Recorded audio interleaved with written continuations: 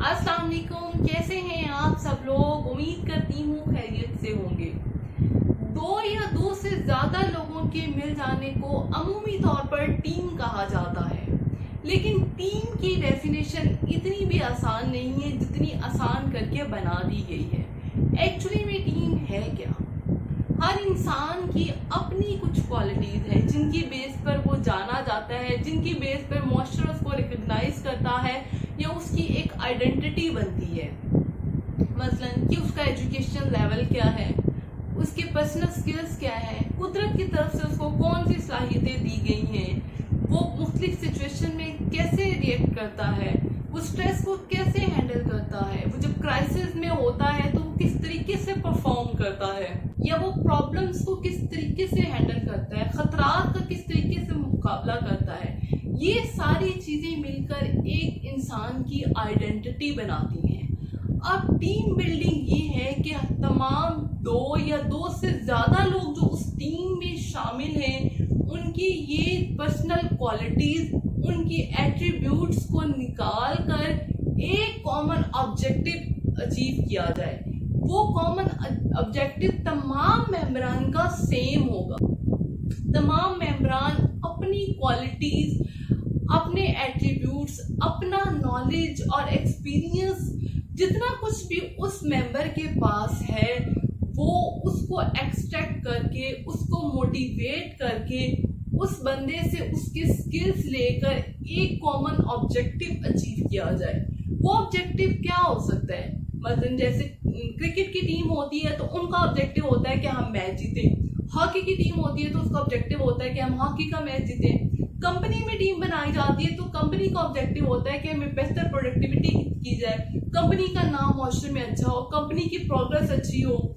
इन purposes के लिए different teams बनाई जाती हैं और उन टीम के ऊपर एक लीडर भी होता है। तो पॉसिबल नहीं है कि टीम हो तो उसका लीडर ना हो या उसकी कोई कैप्टन का नाम दिया जाता है। उस कैप्टन की अब ये स्किल्स होती हैं कि वो अपने मेंबरान को आइडेंटिफाई करे, वो उनके स्किल्स को देखे कि मेरे इस मेंबर में ये क्वालिटी है, इससे मैं ये काम लूंगा तो मेरी प्रोडक्टिविटी ज्यादा अच्छी होगी या मेरा मकसद मैं ज्यादा आसानी से हासिल कर सकूंगा। अगर वो ये आइडेंटिफाई नहीं कर पाएगा कि उसके टीम मेंबरान में कौन कौन सी क्वालिटीज हैं और वो किस तरीके से अपनी टीम मेंबरान को अरेंज करें कि उसका जो ऑब्जेक्टिव है, जिस पर्पस के लिए टीम बनी है, लोग इकट्ठे हुए हैं, लोग यकजा हुए हैं, वो ऑब्जेक्टिव वो इजीली और ज्यादा अच्छे वे में अचीव कर सके।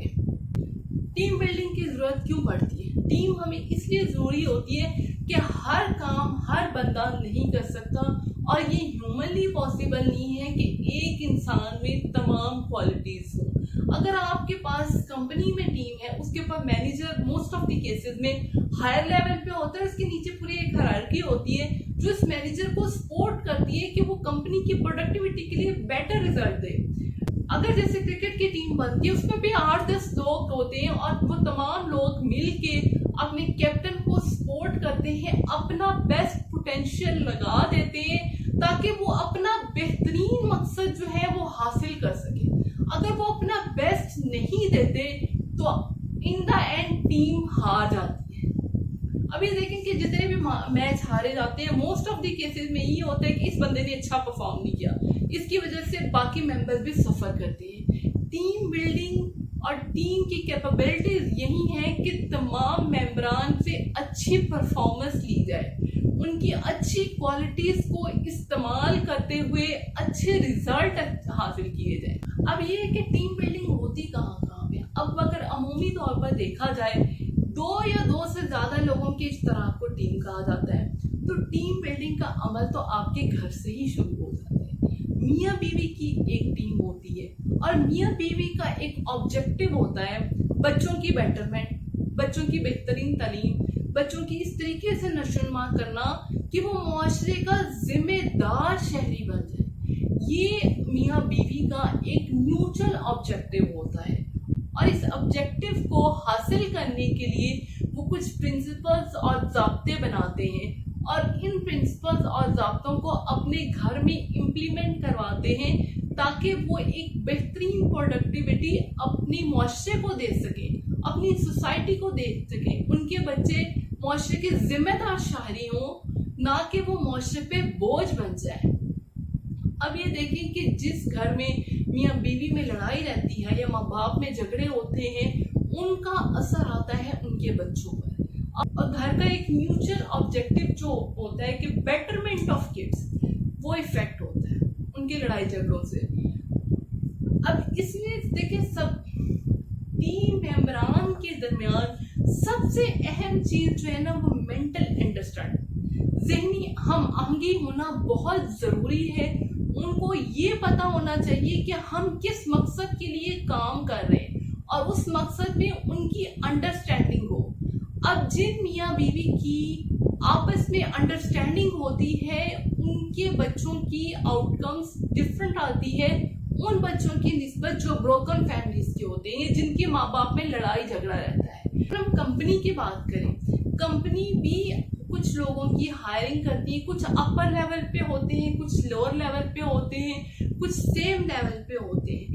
इन सेम लेवल को हायरिंग करने का मकसद ये होता है कि कंपनी की प्रोडक्टिविटी को बेहतर किया जाए। कंपनी ये जो फ्री ऑफ कॉस्ट तो नहीं कर रही होती, उसके लिए वो आपको पर्क्स एंड प्रिविलेजेस देती हैं, आपको सैलरी देती हैं, और उसके डिमांड में कंपनी ये चाहती है कि आप कंपनी को अपना बेस्ट पोटेंशियल दें, अपनी बेस्ट एबिलिटीज दें, अपना इंटेलिजेंस लेवल बेस्ट दें जो कुदरत ने आपको अता किया। आप ऑनेस्टी और डेडिकेशन के साथ काम करें ताकि कंपनी आगे जा सके। ये बातें कहने की हैं, इन रियलिटी ऐसा होता नहीं है। क्यों? क्योंकि हमारे अंदर हम, क्योंकि देखिए कुछ कंपनीज भी लॉस में जाती हैं, या जो कोई भी सेट टारगेट्स होते हैं टीम्स के, वो अचीव नहीं हो पाते। उसकी क्या वजूहात है, उन वजूहात पे आज हम बात करेंगे। अब मोस्ट ऑफ द टाइम होता क्या है कि जब कुछ लोग मिलकर काम कर रहे होते हैं, उसमें से कुछ अच्छा परफॉर्म कर रहे होते हैं, कुछ कम कर रहे होते हैं, कर अपनी तरफ से सब अच्छा ही रहे होते हैं, लेकिन दूसरे मेंबरान को ये लगना शुरू हो जाता है कि शायद ये बंदा अच्छा नहीं कर रहा, इस वजह से हमारी परफॉर्मेंस डाउन जा रही है, ये फलाना बंदा अच्छा नहीं कर रहा, उस वजह से हमारी परफॉर्मेंस डाउन जा रही है। हालांकि कर सभी अच्छा रहे होते हैं, लेकिन ये हमारे जहन में बैठ जाता है और इसके नतीजे में आपकी प्रोडक्टिविटी लॉस होना शुरू हो जाती है।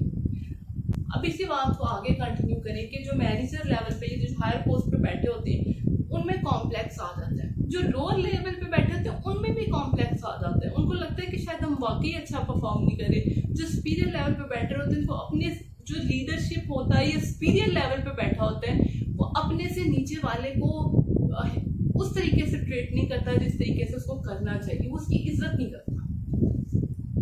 उसकी सबसे बड़ी गलती होती है, वो कभी भी अपने लोअर लेवल बंदे की इज्जत नहीं करता, उसको इम्पोर्टेंस नहीं देता, वो उसको अहम प्लेयर नहीं समझता। आपकी टीम में आपका नायब कासिद भी उतना ही इम्पोर्टेंट है जितना कि आप हैं। आप तो वो पीएन के काम नहीं कर सकते, या कर सकते हैं? डेफिनेटली नहीं कर सकते, क्योंकि उसको जो क्वालिटीज हैं, उसको जो ड्यूटीज असाइन की गई हैं, वो आप नहीं कर सकते, वो आपने उससे लेना है। अब मोस्टा क्या है कि हम अपने पीएन्स के साथ बड़ा ही एक इनह्यूमन सा बिहेव करते हैं, उनको उनकी रिस्पेक्ट नहीं करते। अपने लोअर स्टाफ की, चाहे वो पीएन हो चाहे ड्राइवर हो, उनको हम समझते हैं कि शायद इंसान ही नहीं, हम सुपीरियर हो गए उनसे।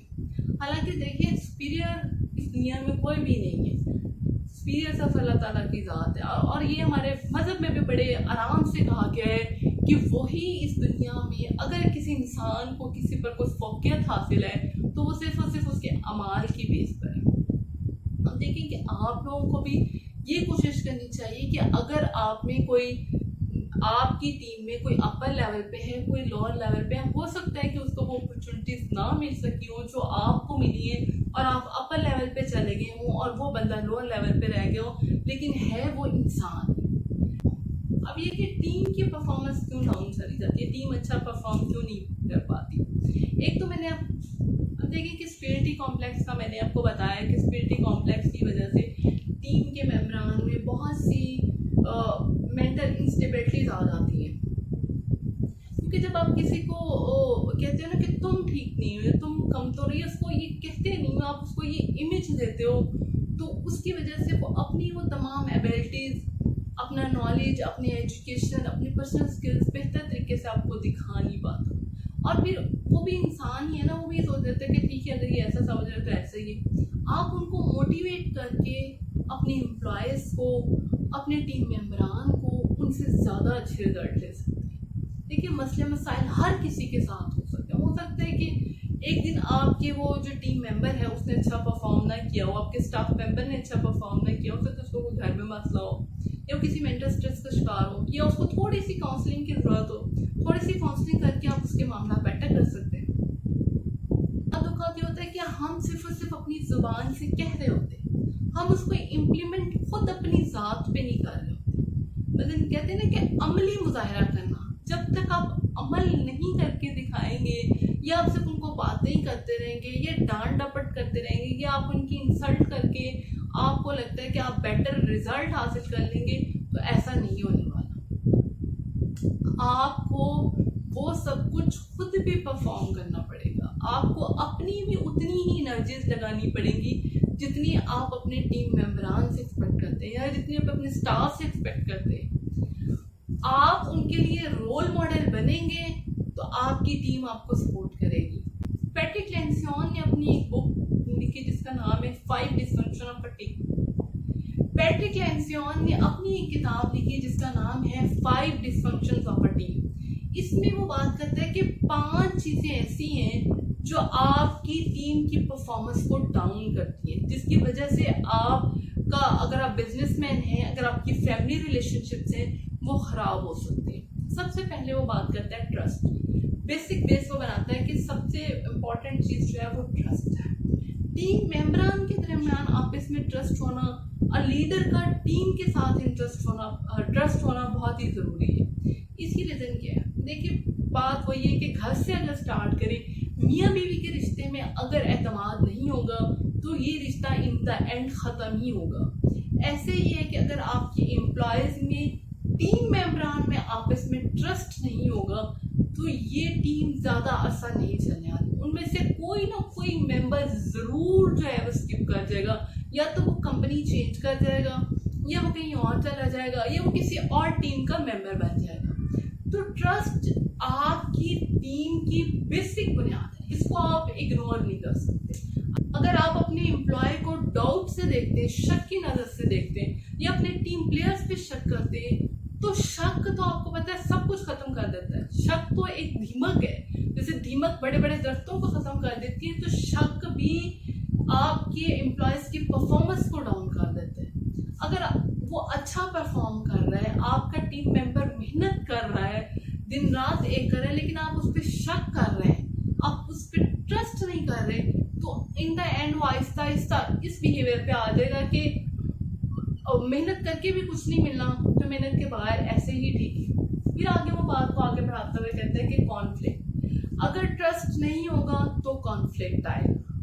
कॉन्फ्लिक्ट क्या आएगा? सपोज करें आपने कुछ असूल बना लिए, कुछ प्रिंसिपल बना लिए कि इन प्रिंसिपल्स के तहत मैंने ये काम करवाना है या मैंने ये प्रोडक्टिविटी अचीव करनी है या मैंने अपने इस ऑब्जेक्टिव को हासिल करना है, लेकिन आप कि वो प्रिंसिपल्स में कुछ कमियां कोताहियां रह गई। अब आपका टीम मेंबर को ये बात समझ आ रही है कि यार मैं इसको बता दूं, मैं अपने सीनियर को बता दूं तो शायद बेहतर हो जाए, लेकिन जब आपका उस पर ट्रस्ट नहीं है, आपने उसको नेगेटिवली ट्रीट करना शुरू कर दिया, आपने उसको कह दिया कि भाई अगर तुम बताओ तो सही, फिर मैं तुम्हें नौकरी से निकाल दूंगा, तो वो इस सिचुएशन में आपको अच्छा रिस्पॉन्स नहीं देगा और आपका जो म्यूचुअल और मेन ऑब्जेक्टिव हो वो डेफिनेटली इफेक्ट होगा। फिर आगे वो बात करते हैं कमिटमेंट। नहीं है, कॉन्फ्लिक्ट आ गया है, तो कमिटमेंट कैसे कायम रह सकती है? मियाँ बीवी की कमिटमेंट होती है, उन्होंने पूरी ज़िंदगी साथ गुजारनी होती है, वो कमिटमेंट कभी भी कायम नहीं रह सकती। ऐसे ही आपकी टीम में है, आपकी टीम की कमिटमेंट थी कि आपने एक म्यूचुअल ऑब्जेक्टिव अचीव करना था और उसके लिए अपना बेस्ट पोटेंशियल लगाना था, अपनी तमाम एनर्जीज लगानी थी, लेकिन ट्रस्ट ना होने की वजह से, कॉन्फ्लिक्ट होने की वजह से कमिटमेंट अफेक्ट होती है। फिर फोर्थ वो बात करते हैं अकाउंटेबिलिटी की। अकाउंटेबिलिटी एक्चुअली क्या है कि आपने अकाउंटेबिलिटी को इस तरीके से कि आपने ये सोच लिया, अगर आपका जूनियर आपसे अच्छा परफॉर्म कर रहा है तो आपके ज़हन में ये बात आ जाती है कि यार इस बंदे को नीचे गिराया जाए, ये तो कल का बच्चा है, ये मुझसे कैसे अच्छे ज़्यादा परफॉर्म कर सकता है, ये मेरी पोजीशन को टेक ऑफ कर सकता है। तो इस डर में आप उसको उस तरीके से उसका रिवॉर्ड नहीं देते जिसका वो हकदार होता है। आगे फिफ्थ बात वो करता है रिजल्ट की। आपका रिजल्ट ये था कि आपने कॉमन ऑब्जेक्टिव अचीव करना था अपनी कंपनी के बेटरमेंट के लिए, अपनी टीम की बेटरमेंट के लिए, मैच जीतने के लिए। लेकिन ना जब ट्रस्ट रहा, कॉन्फ्लिक्ट आ गया, कमिटमेंट रही नहीं, अकाउंटेबिलिटी की कोई सिचुएशन नहीं है, तो आपका वो रिजल्ट कभी भी आपको नहीं मिल सकता। देखिए इंसानी, आप कभी भी जिंदगी में टीम के बगैर नहीं चल सकते। देखिए हमारे नबी पाक सल्लल्लाहु अलैहि वसल्लम ने भी कुछ सहाबा कराम के लिए दुआ की थी कि या अल्लाह इनको मुसलमान कर दे। हज़रत मोहम्मद सल्लल्लाहु अलैहि वसल्लम का ऑब्जेक्टिव ये था कि तमाम दुनिया में इस्लाम फैलाया जाए, और उन्होंने अमली नमूना दिया तमाम काम करके। ये नहीं कि बातें नहीं की, उनकी ज़ात एक अमली नमूना है, और उनके सहाबा कराम, उनके जो टीम प्लेयर उस वक्त के थे और आज भी तमाम मुसलमान उन पर अपनी जान कुर्बान करने को तैयार है कि वो एक बेहतरीन लीडर थे। तो हमें उनकी ज़िंदगी से भी सीखना चाहिए और टीम की इम्पोर्टेंस को भी समझना चाहिए, और इस बात को आपको लाजमी समझ लेना चाहिए कि आप सब कुछ खुद नहीं कर सकते। आपको लोगों की ज़रूरत है, आप लोगों के बगैर नहीं चल सकते। आप तमाम ड्यूटीज जो डिफरेंट लोग मिल के कर सकते हैं, आप अकेले नहीं कर सकते। आपकी बेस्ट क्वालिटी यही है कि आप तमाम लोगों से उनकी पॉजिटिव क्वालिटीज़ को एक्सट्रैक्ट कर लें, उनको इतना मोटिवेट कर दें, उनको मजबूर कर दें अपने अच्छे रवैये से कि वो आपको अपना बेस्ट दें। देखिए अगर एक घर के अंदर भी ट्रस्ट नहीं होगा, कॉन्फ्लिक्ट होगा, कमिटमेंट कायम नहीं रहेगी, तो उनका जो अल्टीमेट रिजल्ट था बच्चों की बेटरमेंट, माशरे में एक जिम्मेदार शहरी बनना, माशरे की ग्रोथ के लिए काम करना, वो अल्टीमेटली अफेक्ट होता है। तो आप ये मेरी इस वीडियो देखने के बाद मेरी आप सबसे ये दरख्वास्त है कि आप अगर टीम लीडर हैं या टीम प्लेयर हैं या आप टीम की, आप कुछ ना कुछ तो लाजमी होंगे। आप इस टाइम जो भी करेंगे, आप स्टूडेंट हैं, स्टूडेंट्स भी कुछ टीम्स बनाते हैं, और अगर आप जॉब कर रहे हैं तो जॉब में भी आपका कोई ना कोई रोल होगा, आपसे कुछ सीनियर भी होंगे, कुछ जूनियर्स भी होंगे। तो आप ये आइडेंटिफाई ज़रूर करें कि आपकी वजह से कोई प्रॉब्लम तो नहीं आ रही, कोई आपकी नेग्लिजेंसी की वजह से जो म्यूचुअल ऑब्जेक्टिव आप लोगों ने फिक्स किया हुआ है वो तो इफेक्ट नहीं हो रहा। अगर आप कारोबार चला रहे हैं, आप अपनी रिस्पॉन्सिबिलिटी को लाजमी देखें और अपने तमाम टीम प्लेयर्स को साथ लेके चलने की कोशिश करें। इन द एंड मैं आपसे बस यही कहना चाहूँगी, शायर मशरिक़ अल्लामा इकबाल साहब ने बहुत ही प्यारा शेर कहा है, और टीम प्लेयर को देखें कैसे वो हाईलाइट करते, और टीम के रोल को देखिए वो कैसे हाईलाइट करते हैं। अफराद के हाथों में है अक़वाम की तकदीर, अफराद के हाथों में है अक़वाम की तकदीर, हर फर्द है मिल्लत के मुकद्दर का सितारा। यानी कि आपकी टीम में भी हर फर्द अहम है, और हर फर्द मिलके ही आपका जो भी ऑब्जेक्टिव है, जो भी आपका मकसद आप लोगों ने सेट किया हुआ है, उसको अचीव करने में हर फर्द, हर शख्स, हर इंसान, उसकी क्वालिटीज मिलके आपको इस काबिल बनाएंगी कि आप अपना मकसद हासिल कर लें। Thank you so much. Allah Hafiz.